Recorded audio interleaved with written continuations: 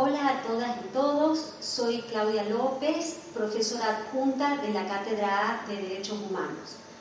En esta segunda clase continuaremos con el abordaje de la unidad 3 del programa. Vamos a ver los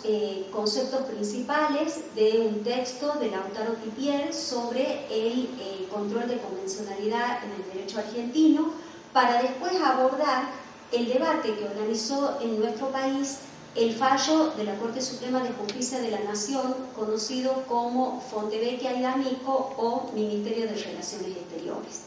Empezamos entonces.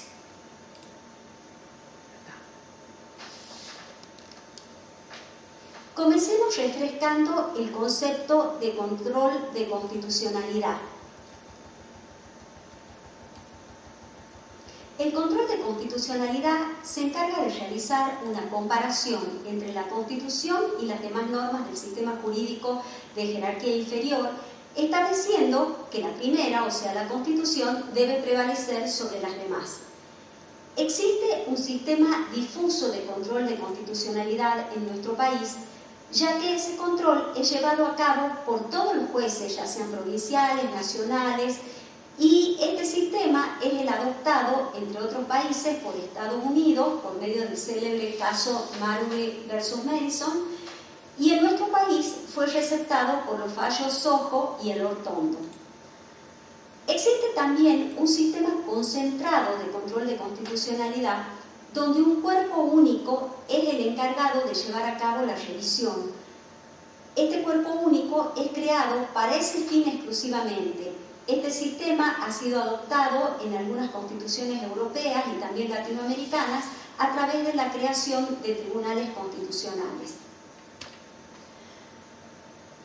Veamos ahora el control de convencionalidad.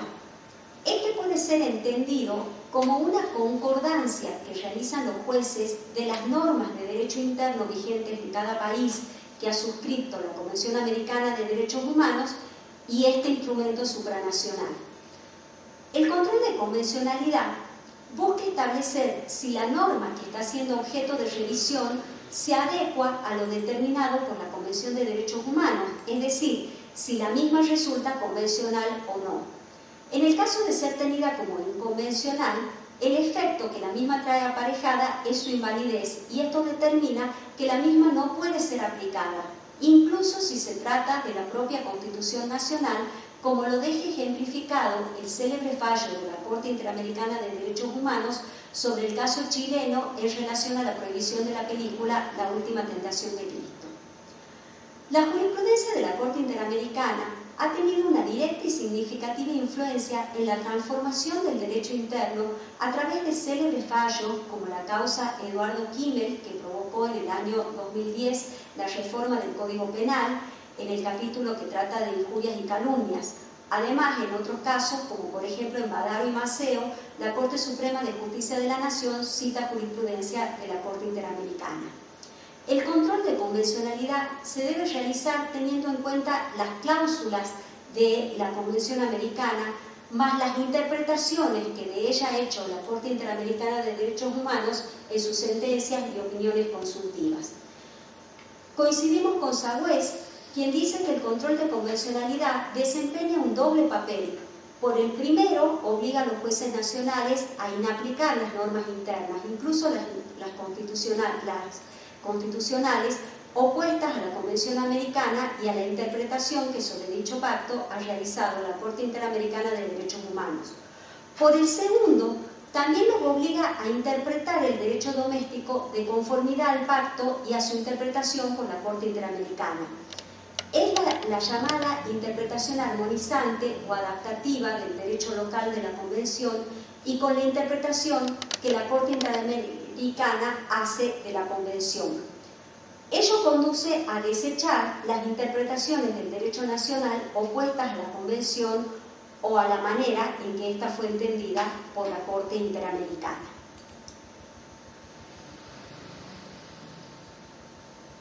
El control difuso de convencionalidad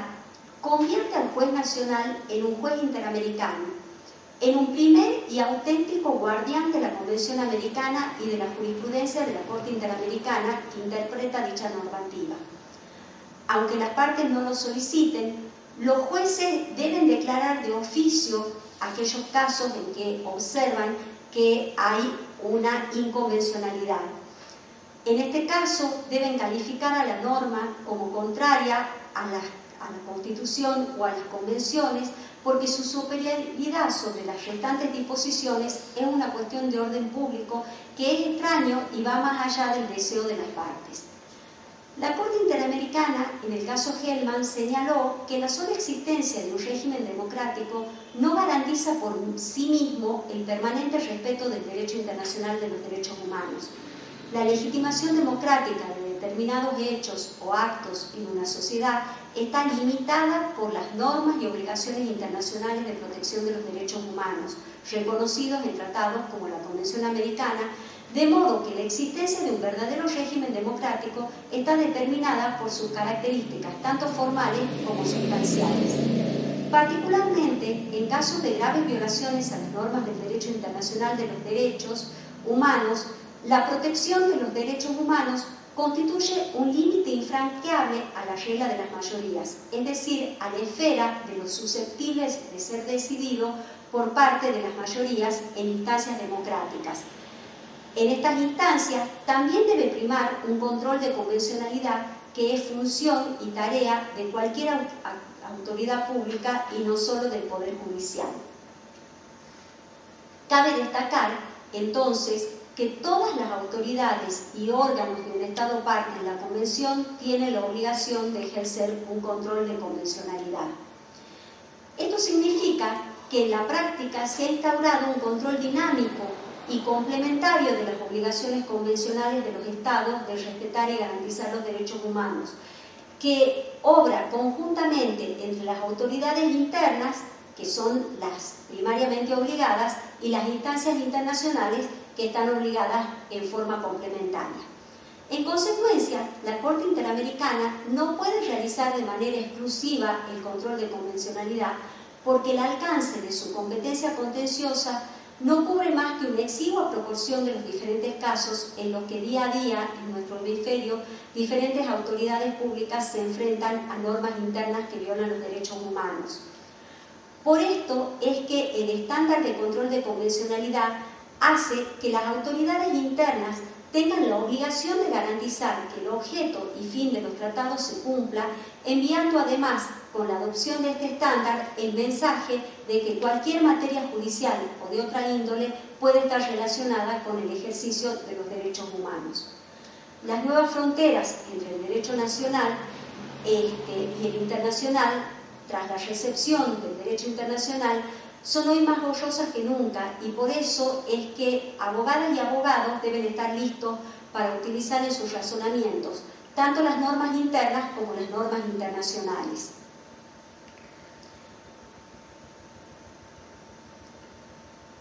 Del análisis de los desarrollos jurisprudenciales de la Corte Suprema de Justicia de la Nación Argentina, con algunos claroscuros y altibajos, se observa una línea jurisprudencial respetuosa de las obligaciones internacionales asumidas voluntariamente por el Estado argentino. Hemos señalado en la primera clase y ahora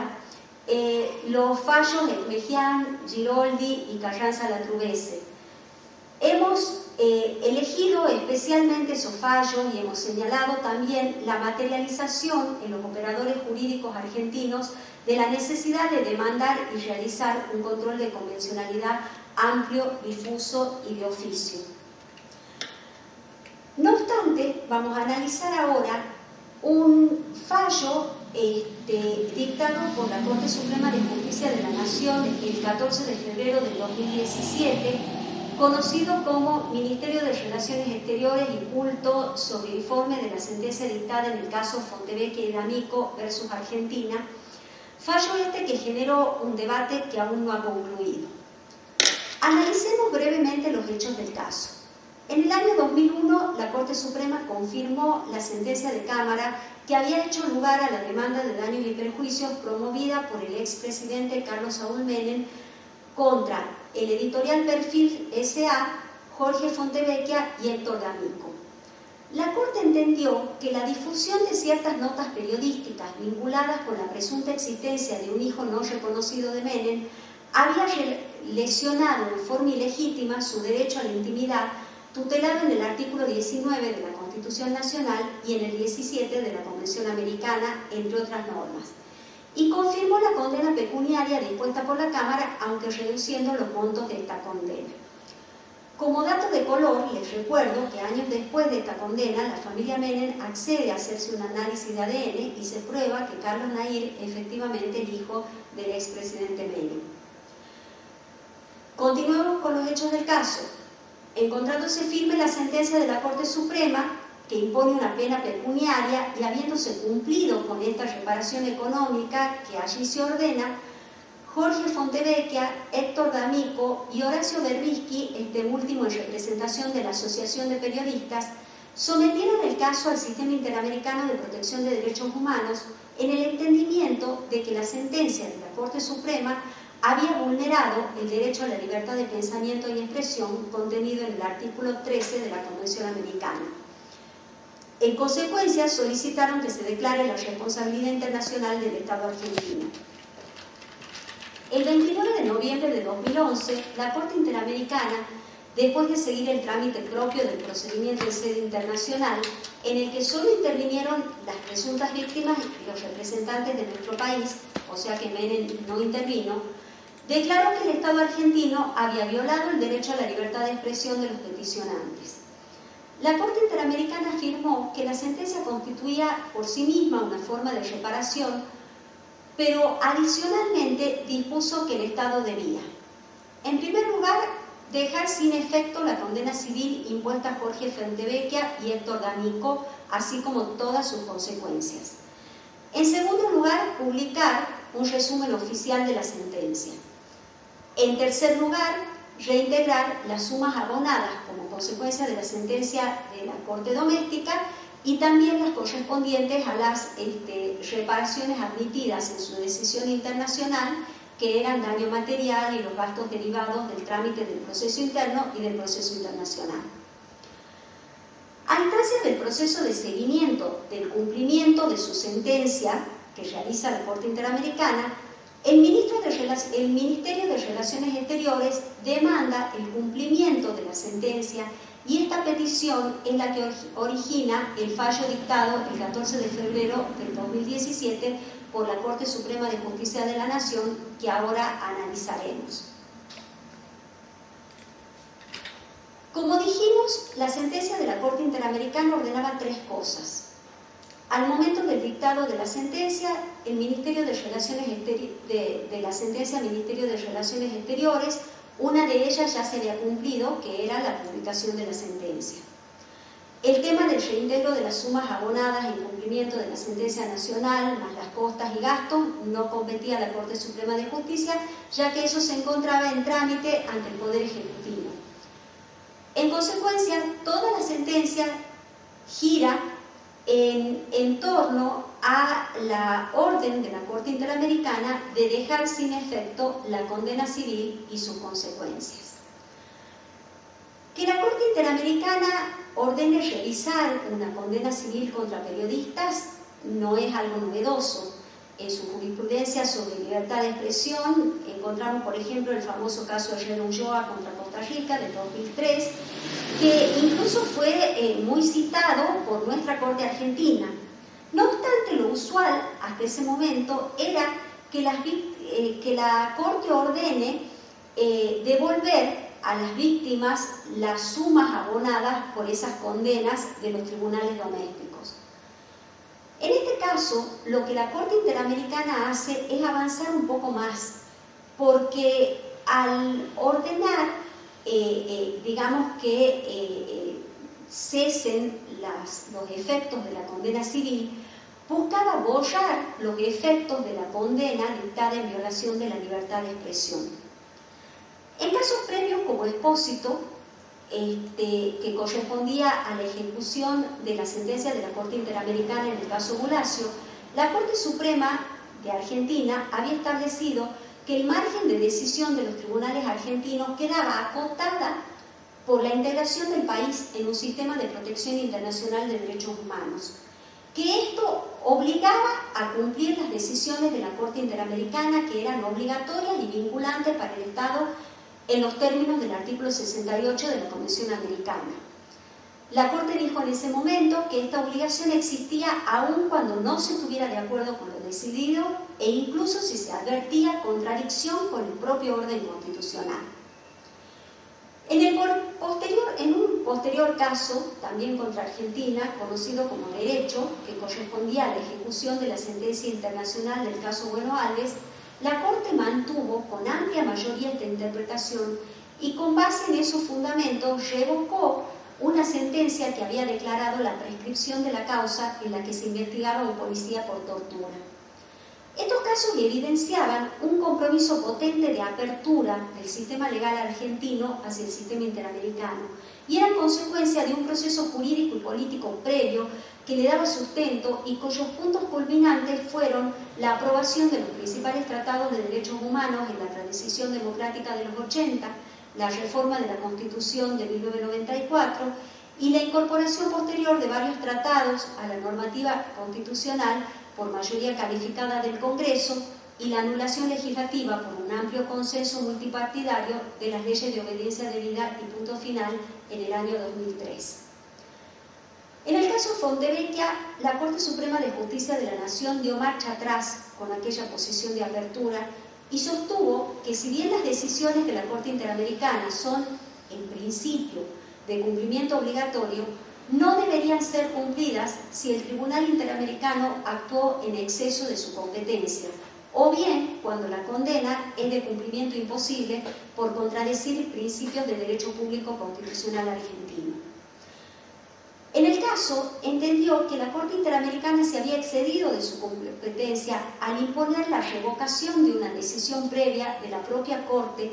que en 2001 había condenado civilmente a los dos periodistas. Entendió que el Tribunal Interamericano no contaba con atribuciones para imponer la revocación de una sentencia, pues no era una cuarta instancia del sistema judicial argentino. Por otro lado, sostuvo que imponer a la propia Corte que revise una decisión firme cuestionaba su condición de órgano supremo del Poder Judicial Nacional de acuerdo con el artículo 108 de la Constitución y contradecía principios fundamentales del derecho público que funcionan como un límite para la implementación de las decisiones internacionales. Veamos, ahora bien, en primer lugar, el análisis que realiza la Corte Suprema sobre las competencias del Tribunal Interamericano subvierte el principio básico de que el Tribunal Internacional es juez único de sus propias competencias.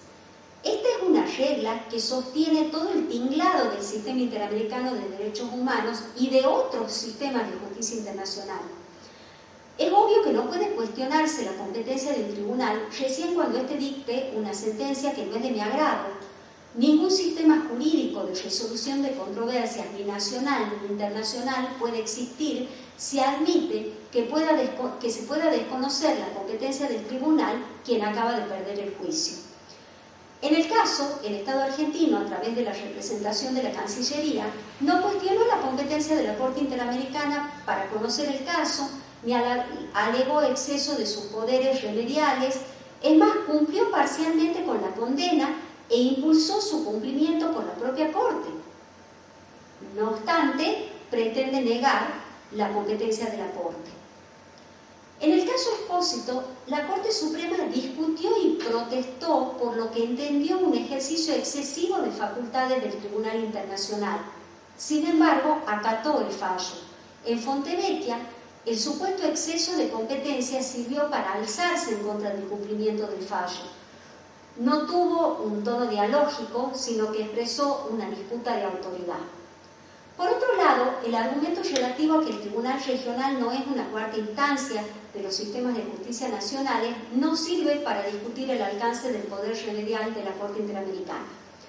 La fórmula de la cuarta instancia se refiere simplemente a que la Corte Interamericana no revisa el acierto o el error de las decisiones de los tribunales nacionales en la aplicación del derecho nacional si actuaron respetando el debido proceso y se trata de tribunales independientes e imparciales. En virtud de esta regla, se limita en ese aspecto el margen de revisión del caso litigioso para que el sistema interamericano sea subsidiario de los sistemas judiciales nacionales.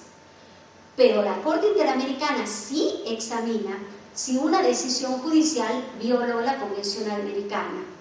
Por ejemplo, al negar el debido proceso o al limitar arbitrariamente un derecho, cualquier derecho,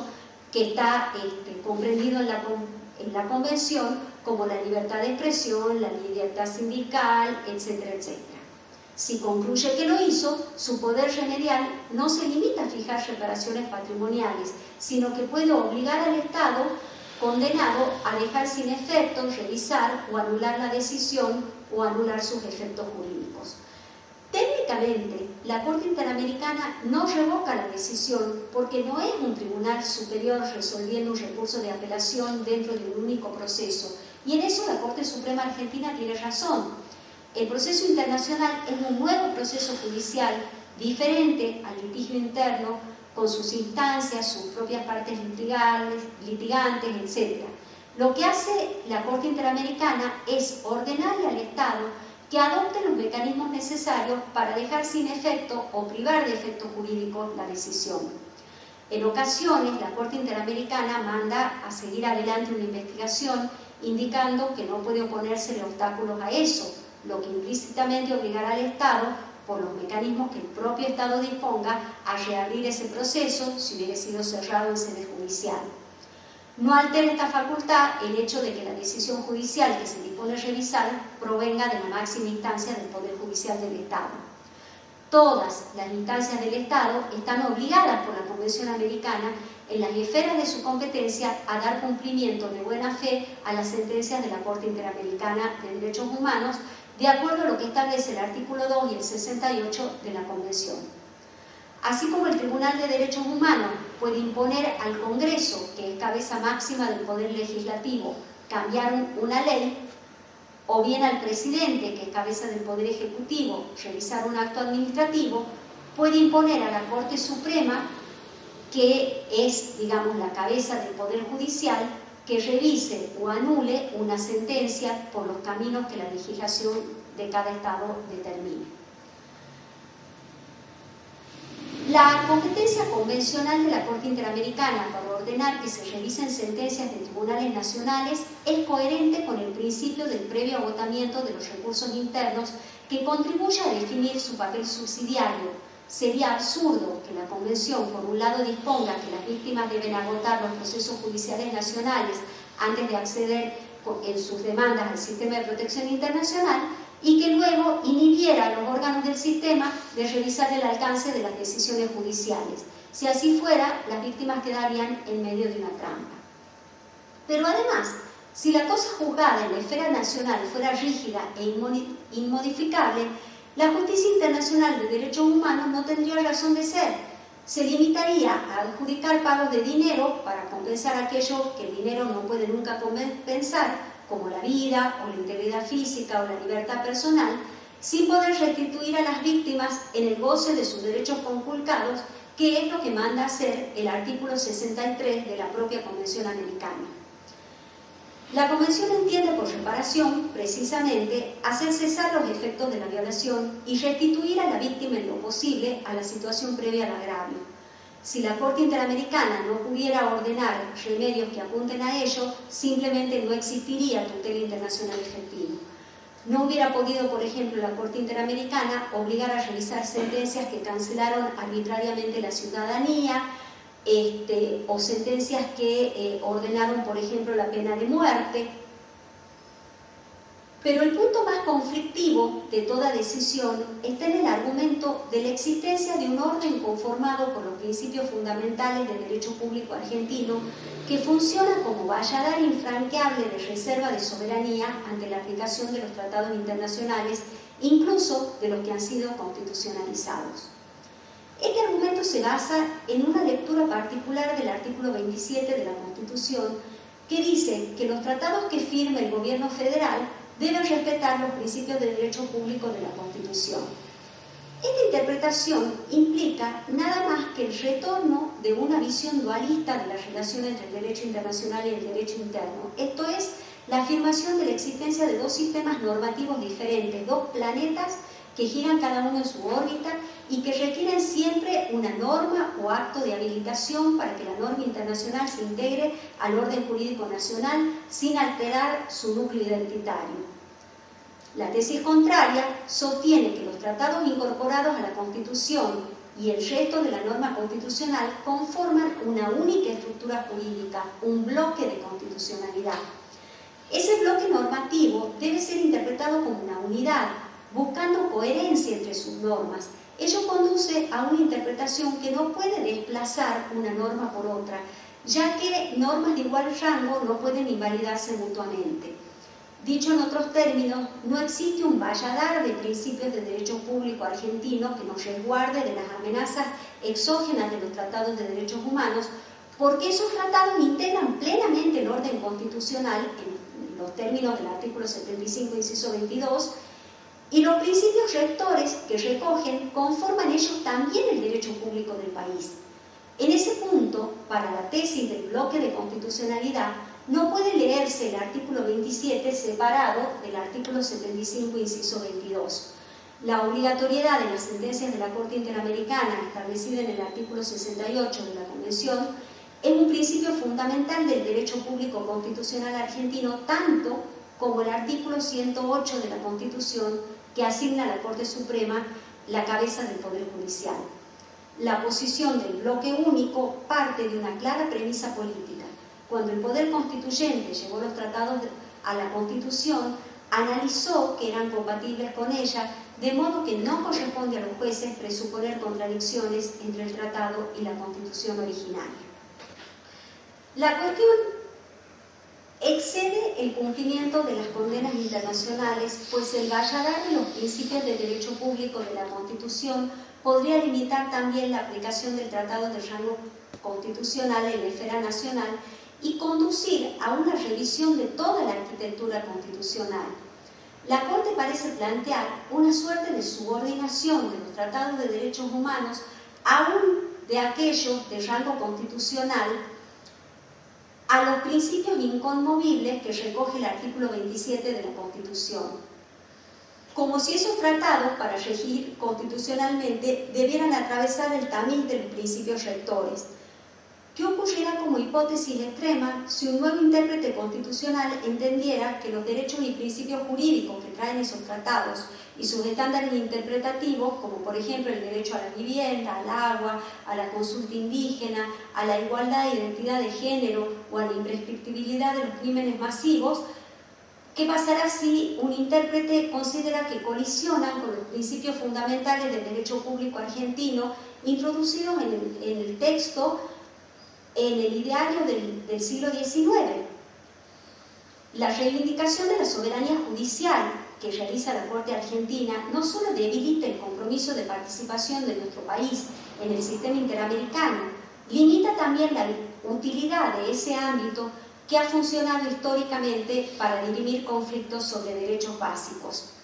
En especial, lo limita para los sectores sociales que presentan mayores dificultades para hacerse oír en las distintas esferas del Estado federal y provincial y que acuden allí como recurso extremo de justicia. Son esos sectores de la ciudadanía quienes han legitimado ese espacio regional más allá de las justificadas críticas que sus procedimientos y decisiones pueden merecer y los cambios institucionales que se pueden impulsar. No se trata simplemente de una disputa de autoridad entre tribunales. Los casos contenciosos complejos que se dirimen en el sistema interamericano no suelen tener un final definido, definitivo, en ninguna instancia. Pasa algo parecido a lo que ocurre con las decisiones estructurales de la Corte Nacional, que se prolongan en largas ejecuciones en busca de justicia. Las decisiones de la Corte Interamericana, aún reconociéndolas formalmente obligatorias, dependen siempre de la implementación que realizan las instituciones nacionales y de la presión social que puedan movilizar las víctimas y las organizaciones que las apoyen. El sistema internacional se sostiene necesariamente en esos mecanismos domésticos de implementación y ese punto es clave para entender qué significa que sus sentencias son obligatorias y cómo funciona en el mundo real la relación entre las diferentes esferas de decisión. Abramovich dice que la Corte Interamericana en sus sentencias le envía a los estados una partitura, pero son las instancias nacionales y provinciales las que con sus propios instrumentos ejecutan la música. Por eso, la autoridad de la Corte Interamericana nunca es final, ni tampoco es suprema, sino que es complementaria. Pero la autoridad de la Corte Argentina, al menos ante los casos que se tramitan en instancias internacionales, también es complementaria y no es suprema ni final. Para finalizar, ¿cómo continuó esta historia luego del fallo del Ministerio de Relaciones Exteriores? La Corte Interamericana convocó a una audiencia de seguimiento del cumplimiento de sus sentencias, que ustedes pueden ver en el link que figura en el programa como bibliografía no obligatoria. A mi criterio, la delegación argentina hizo un auténtico papelón internacional al intentar defender un fallo que contradice todos los principios del derecho internacional y las obligaciones asumidas voluntariamente por el Estado argentino al ratificar el pacto. El 18 de octubre de 2017, la Corte Interamericana dictó una resolución de supervisión del cumplimiento de sentencia.